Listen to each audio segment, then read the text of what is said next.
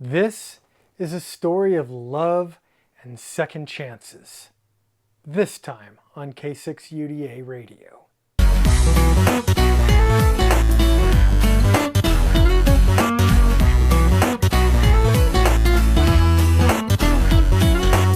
My friends, because it is so cold, raining, snowing, and miserable outside, because we are in the middle of the worst winter in, 1,000 years, I decided through the magic of television, I could give us a little tropical sunshine to make us all feel better about ourselves. A little under a year ago, I was at the NevadaCon convention and I picked up this new Yaesu FT2DR.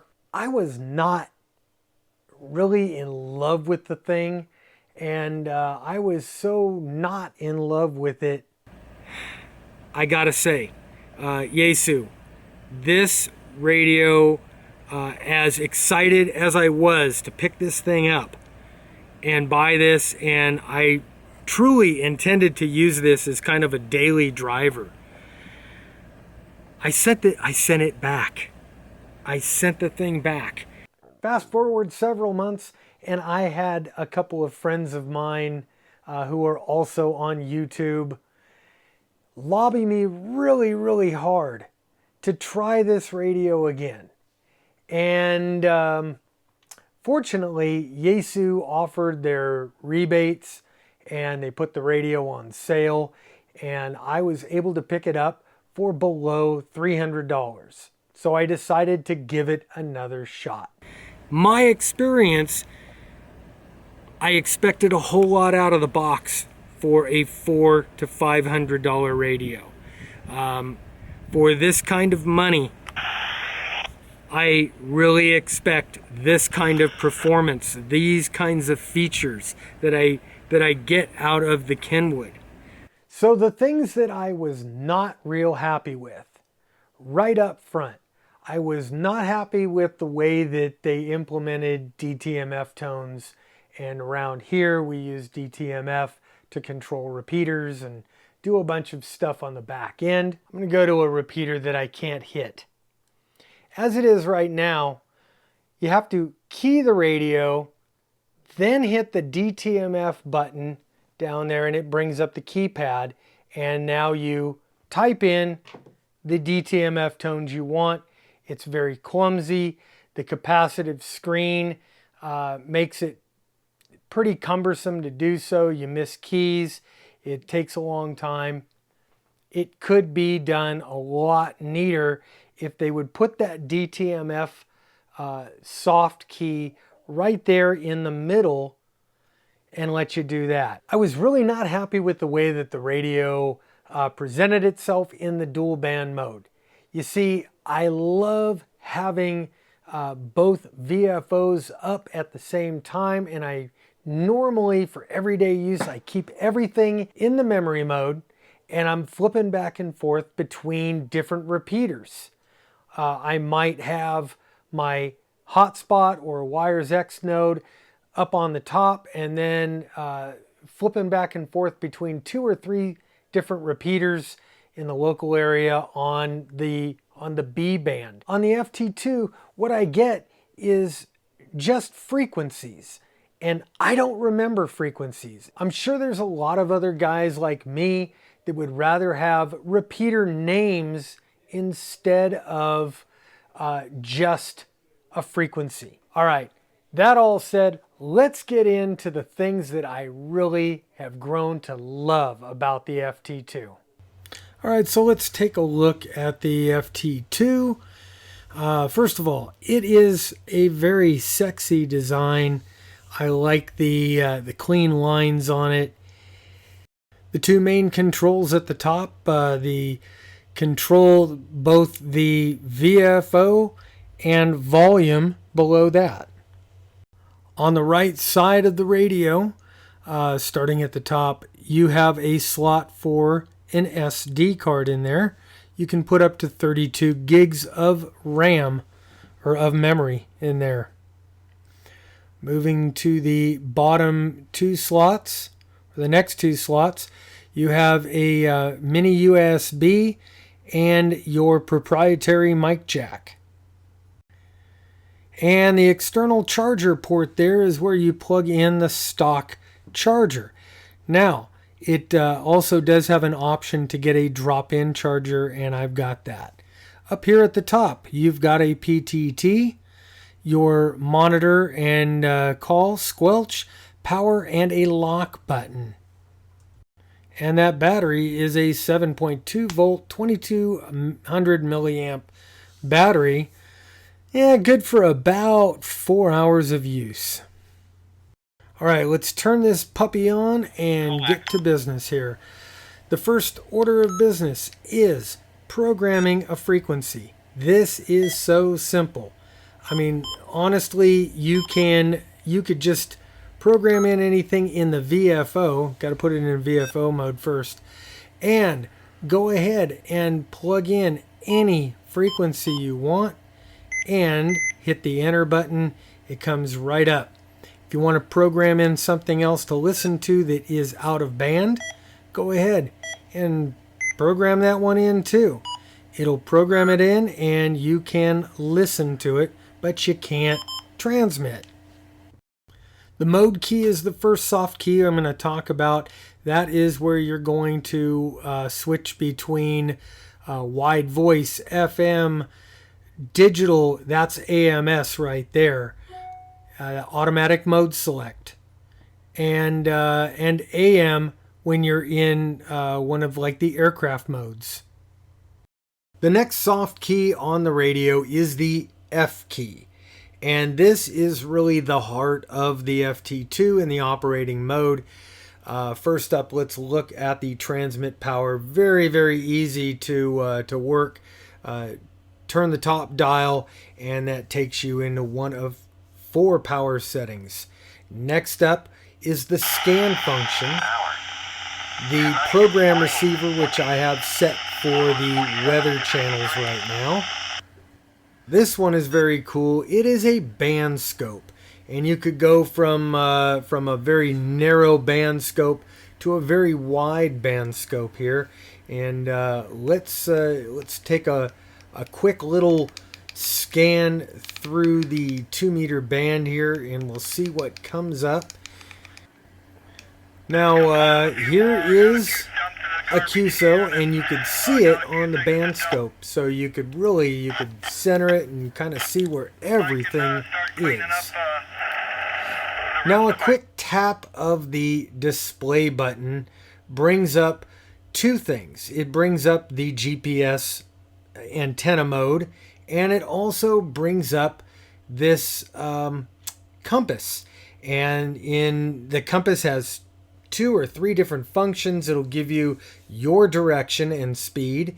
It'll also give you the distance and direction of the guy you're talking to.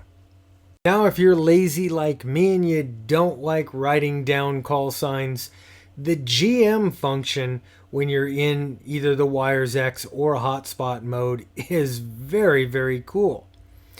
When somebody transmits in the GM mode, their call sign is going to pop up. And there could be, I don't know, 10, 15 call signs that'll pop up right there in the window, and they'll stay there. So you kind of know who you're talking to if you're on a net or you've got a group of people. Now when you press the wires mode, the little Wires X symbol comes up, and it dips right into a whole new menu system if you're hooked up to, say, the OpenSpot 2 or a Wires X node. And if you're in the Wires X node, you can get news and information, all kinds of cool stuff.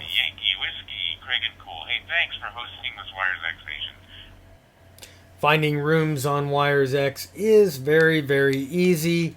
No fuss, no muss. You just kind of scroll through them. You could do a lot of searching in there. You could put in kind of a vague search term, and you got to get the the capacitive screen to work right. But I type in US and I get all these US stations. Now, by far my favorite aspect of this radio is the implementation of APRS and how Yaesu has done it. I'm a big fan of this. It's very easy to use, to enter messages, to look at messages, and it gives you a ton of great information when you're doing the APRS thing. It gives you 60 memories, so you could go back, you can look at all those stations. If you want to contact somebody, it's very easy to contact somebody or let them contact you. Very nice. It does the message list here, and these are messages in and out that we've entered. And you could see that it just works.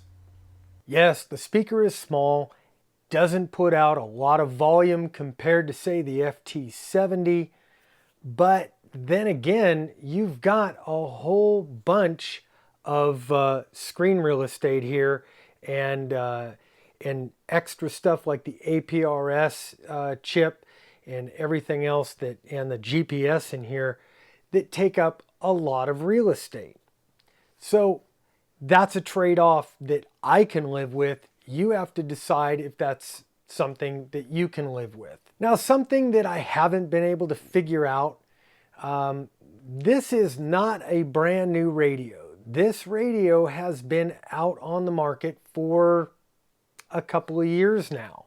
And when I originally bought it at Nevada, HRO was there. They had a stack of them. When I bought it again in, I think it was November or December of 2018, again, no problem. There was a stack of them. Now all of a sudden, I find out that the FT2 and the FTM400 are totally on back order.